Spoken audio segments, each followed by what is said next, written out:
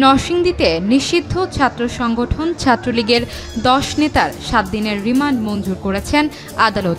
Remand শুনানিকে কেন্দ্র করে আদালত প্রাঙ্গণে হামলা, বিক্ষোভ ও বঙ্গবন্ধুর মুরাল ভাঙচুরের ঘটনা ঘটেছে।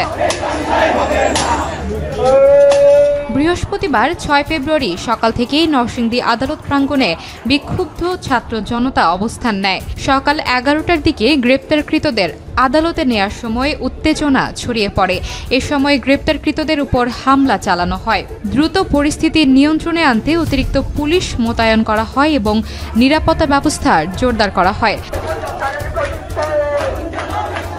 নরসিংদী আদালতের পুলিশ পরিদর্শক খন্দকার জাকির হোসেন বলেন, আদালতে আনার সময় বিক্ষুব্ধ জনতা হামলার চেষ্টা করে, তবে বর্তমানে পরিস্থিতি স্বাভাবিক রয়েছে। বিকেলে সন্ত্রাস বিরোধী আইনের মামলায় আসামিদের আদালতে তোলা হলে ৭ দিনের রিমান্ড মঞ্জুর করেন বিচারক। গত ৩ ফেব্রুয়ারি নারায়ণগঞ্জের রূপগঞ্জের কাঞ্চন এলাকা থেকে ছাত্রলীগের ১০ নেতাকে গ্রেপ্তার করে পুলিশ।